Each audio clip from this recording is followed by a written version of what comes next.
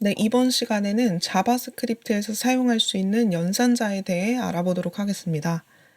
먼저 자바스크립트가 제공하는 연산자의 종류는 크게 8가지 정도로 정리할 수가 있는데요. 좀 익숙한 산술 연산자부터 하나씩 알아보도록 할게요. 자바스크립트에서 제공하는 산술 연산자의 종류에는 우리가 잘 아는 익숙한 더하기, 빼기, 곱하기, 나누기가 있고요. 여기에 모듈러라고 부르는 나머지 연산자와 거듭 제곱 연산을 수행해주는 지수 연산자가 추가로 더 제공이 됩니다. 사칙 연산은 그냥 우리가 아는 덧셈, 뺄셈, 곱셈, 나눗셈인데 나머지 연산자 같은 경우에는 우리가 나눗셈을 한다고 생각을 해볼게요. 그러면 콘솔 로그로 찍어볼 건데요. 10 나누기 5다. 이거를 출력을 해보면요. 값은 2가 되는데 이 2라는 값은 나눗셈을 했을 때 몫이 되는 값이죠. 근데 나머지 연산자를 사용하면 여기를 나머지 연산자인 모듈러, 퍼센트 이 기호를 사용하고요. 이 연산자를 사용하면 결과가 나눗셈을 실행한 몫이 아니라 나머지 값을 결과값으로 가지게 됩니다. 지금은 우리가 10 나누기 5를 했기 때문에 딱 떨어져서 나머지 값이 0이 되겠죠. 그러면 다른 걸로 한번 나눠볼게요. 10을 3으로 나눈다. 그러면 결과값이 1이 되겠죠. 왜냐면 10을 3으로 나눈 나머지가 1이 될 거니까요. 그 다음에 지수연산자 같은 경우에는 예를 들어서 2 곱하기 3 이렇게 곱하기 표시를 2번 사용하면 되는데요. 이렇게 하면 2의 3승을 계산하는 식이 됩니다. 그래서 결과를 확인해 보면 2의 3승인 8이 나오겠죠. 다음으로 자바스크립트에서는 증감 연산자라는 것을 제공하는데요. 증감 연산자란 숫자를 증가시키거나 감소시키기 위해서 사용되는 연산자로 이렇게 플러스를 2개 연달아 사용하면 숫자 값이 1 증가하게 되고 마이너스를 연달아 사용하게 되면 숫자 값이 1 감소하게 됩니다. 간단한 예를 한번 들어볼게요.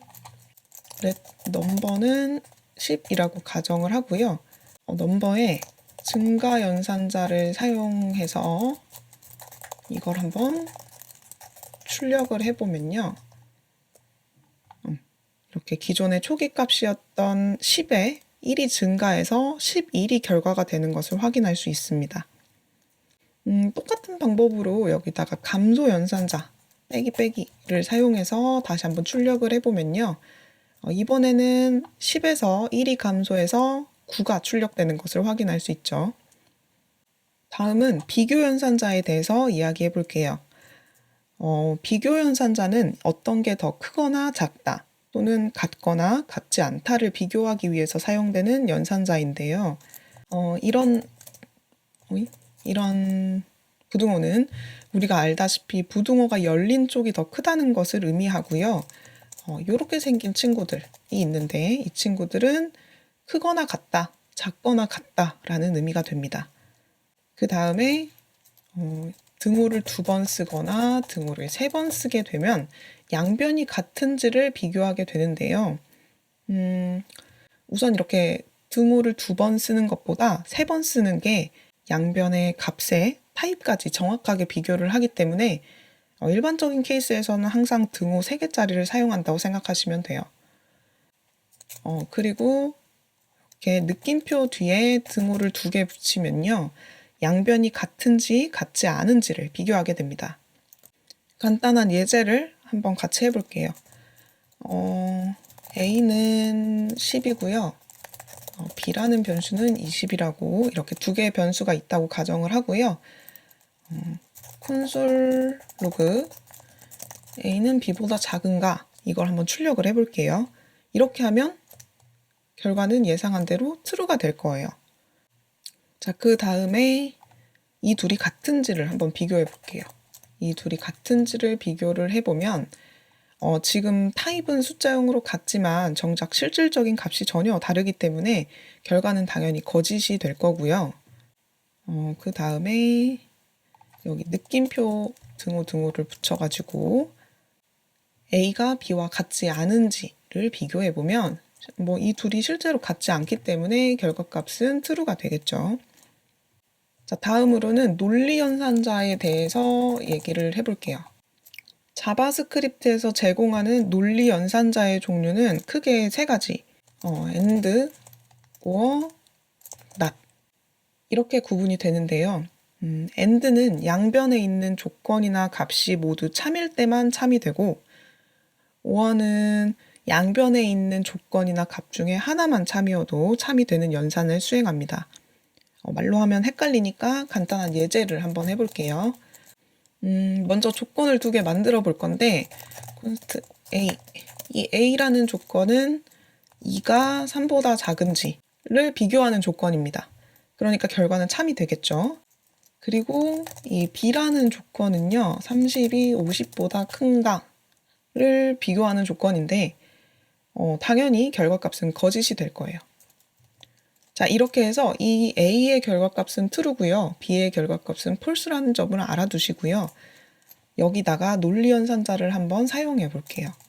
console log A and B 이렇게 하면 A라는 값과 B라는 값의 AND 연산을 수행을 할 건데 AND 연산은 양변의 값이 모두 참이어야 결과값이 참이 되고 다른 경우에는 모두 거짓이 되기 때문에 지금 같은 경우에는 이 B가 false 값을 가지니까 이 AND 연산의 값도 결국은 false가 될 거예요.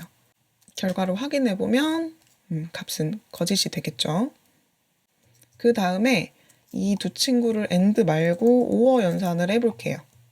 이렇게 하면은 OR 연산은 이 둘 중에 하나만 참이어도 참이라고 인정을 하는 친구니까요. 지금 이 A라는 친구가 참이니까 이것의 결과도 결국은 참이 되겠죠. 그래서 확인을 해보면 결과는 참이 되고요. 마지막으로 not 연산자는 이렇게 어떤 P 연산자 앞에 붙이는 연산자인데요. 이렇게 not 연산을 적용하면 이 P 연산자의 값을 부정하게 됩니다. 그러니까 원래 이 친구의 값은 true지만 이것을 부정하면 false가 되는 거죠.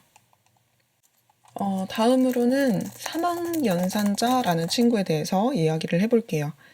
사망연산자는 조건의 결과가 참인지 거짓인지에 따라서 다른 실행 결과를 가지는 연산을 수행하는데요. 세 개의 P연산자를 가지는 조금 특이한 연산자라고 할 수 있습니다. 말로는 설명하기가 어려우니까 예제를 한번 같이 해보도록 할게요. 먼저 사망연산자는 앞에 조건을 명시하고요. 물음표 기호를 쓴 다음에 참일 때 실행될 부분을 작성하고 콜론을 쓴 다음에 이 뒷부분에 거짓일 때 실행될 부분을 작성을 합니다. 이게 사망연산자의 기본 폼인데요. 이거를 그대로 적용해서 예제를 한번 해보면 console log 2가 3보다 작은가 해서 참인 경우에는 참이라고 출력이 되고 거짓일 때는 거짓이라고 출력이 되게끔 이렇게 한번 써볼게요. 자, 이렇게 작성을 하면 지금 2가 3보다 작은가? 이 부분이 조건이 됩니다. 그리고 이 조건의 값은 지금은 2가 3보다 작으니까 참이 되겠죠. 그럼 여기 콜론의 앞부분, 이 부분이 실행되게 됩니다. 확인을 해보면요. 참이라고 출력이 되겠죠. 자, 그러면 여기서 부등호를 뒤집어서 거짓도 잘 나오는지 확인을 해볼게요. 지금은 조건문이 거짓이 되었으니까 당연히 이 뒷부분이 실행이 되어야겠죠. 그래서 확인을 해보면 이렇게 거짓이라고 출력되는 것을 확인할 수 있습니다. 다음으로는 가장 최근에 추가된 연산자인 널리시 연산자에 대해서 이야기해 보도록 하겠습니다. 널리시 연산자는 다른 말로 널 병합 연산자라고 부르기도 하고 이렇게 물음표를 두 개 붙여서 사용을 하는데요. 이 연산자는 여러 개의 P연산자 중에서 값이 이미 확정이 되어 있는 P연산자를 찾는 그런 연산을 수행합니다. 이해를 돕기 위해서 한 가지 예제를 작성해 보도록 할게요. const a에는 undefined를 넣고요. const b에는 null이라고 넣어볼게요. 그리고 const c에는 제가 이도에라는 어떤 문자열 값을 넣도록 하겠습니다. 자, 우선 이 경우에 값이 확정되어 있다라는 것은 null이나 undefined가 아닌 경우를 찾는 거라고 이해하시면 되는데요. 콘솔 로그를 사용해서요. 널리시 연산자를 한번 써보면요. A 물음표 B 물음표 C. 자, 이렇게 널리시 연산자를 사용해서 A와 B와 C의 연산을 수행하면 A부터 차례대로 이렇게 보면서 각각의 변수가 null 또는 undefined가 아닌 어떤 값이 확정되어 있는지를 체크하고 값이 확정되어 있다면 해당 값을 선택하게 됩니다. 예제에서는 A 먼저 살펴볼 건데요. A 먼저 살펴보는데 이 친구는 undefined로 되어 있기 때문에 넘어가게 될 거고요. 그 다음에 B를 살펴보는데 이 친구도 지금 null로 되어 있기 때문에 넘어갈 거고요. 그 다음에 C를 살펴보니까 이 C는 어떤 문자열 값으로 확정이 되어 있기 때문에 최종적으로 변수 C의 값을 선택하게 되는 겁니다. 그래서 이것의 결과를 확인해 보면요. 결과는 변수 C의 값인 이도에라는 문자열이 출력되는 것을 확인할 수 있습니다.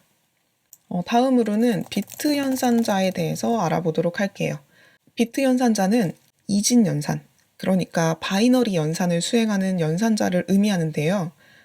비트 연산자에는 AND, OR, NOT이 있고 그 이외에도 XOR나 레프트 시프트, 라이트 시프트 이런 연산자들이 있습니다. 이 부분은 그냥 이렇게 이런 것들이 있다는 것만 말씀드리고 넘어갈 건데요. 왜 그러냐면 사실 자바스크립트의 경우에는 이런 비트 연산자를 지원하긴 하지만 사용할 일이 그렇게 많지 않고 사실 아예 평생 안 쓸 확률이 더 높아요. 그래서 그냥 비트 연산자라는 게 있구나. 이 정도만 가볍게 알아두시면 될 것 같아요. 나중에 필요해진다고 해도 어차피 지금 외운 걸로 쓸 수 있는 게 아니니까요. 그냥 비트 연산자라는 것도 있구나. 이 정도만 기억해 주시고 넘어가도록 하겠습니다. 다음으로는 대입 연산자에 대해 이야기해 볼게요. 대입 연산자는 우리가 잘 알고 있는 이 등호 표시, 이 등호 표시도 있지만 산술이나 비트, 논리, 널리시 연산자와 이 대입 연산자를 합쳐서 만든 복합 대입 연산자라는 것도 있는데요. 우리가 이 등호는 뭔지 아니까 이 복합 대입 연산자 부분에 대해서만 잠깐 살펴보도록 하겠습니다. 먼저 산술 연산자 6가지가 있었죠. 이 친구들의 뒤에 대입 연산자를 합쳐서 이렇게 플러스는, 마이너스는, 곱하기는, 나누기는, 또 뭐 있죠? 모듈러는, 그 다음에 지수 연산자는 이런 식으로 복합 대입 연산자를 만들 수 있고 이게 의미하는 바는 넘버라는 변수가 있다고 가정을 할 때요. 이 넘버에다가 넘버가 가지고 있는 값에 2를 더한 값을 다시 대입을 하려면 넘버는 넘버 플러스 2 이렇게 작성을 해야겠죠. 근데 이 부분에 복합 대입 연산자를 적용을 하면요. 넘버 복합 대입 연산자 2 네, 이런 식으로 단축시킬 수가 있습니다. 그러니까 이 사이에 원래는 넘버라는 변수가 한 번 더 들어가는데 복합 대입 연산자를 사용함으로써 그걸 생략할 수 있는 거죠. 나머지 친구들도 사용법은 똑같습니다. 예를 들어서 넘버 모듈러는 2 이렇게 하면은 이거는 넘버는 넘버 모듈러 2 연산을 한 값을 다시 할당해라. 이거하고 똑같은 말이 되겠죠. 산술 연산자 외에도 논리 연산자에도 같은 방식으로 복합 대입 연산자를 적용할 수가 있고요. 널리시, 물음표 2개로 사용했던 이 널리시 연산자에도 복합 대입 연산자를 적용할 수가 있습니다. 네, 이렇게 해서 대입 연산자까지 해가지고 제가 앞서 말씀드렸던 대표적인 8가지 연산자에 대해서는 다 알아봤는데요. 마지막으로 전개구문 또는 전개연산자라고 불리는 친구에 대해서 간단히 정리하고 넘어가도록 할게요. 전개구문이라는 건 반복이 가능한 어떤 객체에 적용할 수 있는 문법의 한 종류인데요. 반복이 가능하다는 건 뭐 배열이나 문자열 같은 것들을 의미하고, 전개구문을 사용하면 얘네가 가지고 있는 요소를 각각 꺼내서 전개하는, 다시 말해서 펼치는 역할을 합니다. 간단한 예제를 위해서 배열을 만들어 볼게요. const numbers 1, 2, 3. 이렇게 하면은 넘버스라는 배열은 숫자 3개를 가지고 있는 배열이 되겠죠. 그 다음에 콘솔 로그로 이걸 찍어 볼 건데요. 이때 앞에다가 점점점 이렇게 점 3개를 사용하면 전개 연산자가 적용이 되고, 이러면 이 넘버스라는 친구가 가지고 있는 요소들을 쫙 펼쳐서 보여주게 됩니다. 자, 출력을 한번 해볼게요. 그러면 네, 여기 이렇게 보시면은 원래는 여기에 변수가 표시가 되고 이걸 열어서 우리가 인덱스 0번, 1번, 2번 이런 식으로 확인을 했었는데, 지금은 배열을 그대로 보여주는 게 아니고 안에 내용들을 다 꺼내가지고 펼쳐서 출력되는 것을 확인할 수 있습니다. 그냥 넘버스랑 전개연산자를 사용한 거랑 한번 같이 출력을 해볼게요. 비교를 위해서. 콘솔 로그에서 그냥 우리가 하던 방법이 이거죠. 그냥 배열 이름을 여기다 넣는 거. 이렇게 해서 한번 확인을 해볼게요. 자, 이렇게 하면 차이가 좀 더 확실하게 보이죠. 그냥 넘버스를 출력한 거는 이 친구가 배열이니까 배열로서 출력이 될 거고, 여기를 열어보면 각각의 인덱스의 요소들이 들어있는 것을 확인할 수가 있는데, 전개연산자를 사용해서 출력한 경우는 인덱스 없이 그냥 이 안에 요소들이 전부 꺼내져서 펼쳐져서 출력이 된다는 차이점을 확인할 수 있습니다. 한 가지 더 예제를 해보면요. 여기에 넘버스 2라는 그냥 다른 변수를 하나 만들고 4, 5, 6이라는 값을 가지도록 할게요. 자, 만약에 우리가 넘버스랑 넘버스 2 이 배열들의 요소들을 합쳐가지고 새로운 배열을 만들고 싶다고 가정을 해볼게요. 이런 경우에 전개구문을 활용하면 아주 간단하게 여러 개의 배열을 합칠 수가 있는데, 새로운 배열의 이름은 new numbers라고 하고요.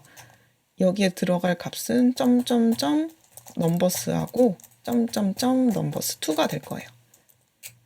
자, 그러니까 결국 여기다가 넘버스랑 넘버스 2를 전부 펼쳐서 넣어준 건데요.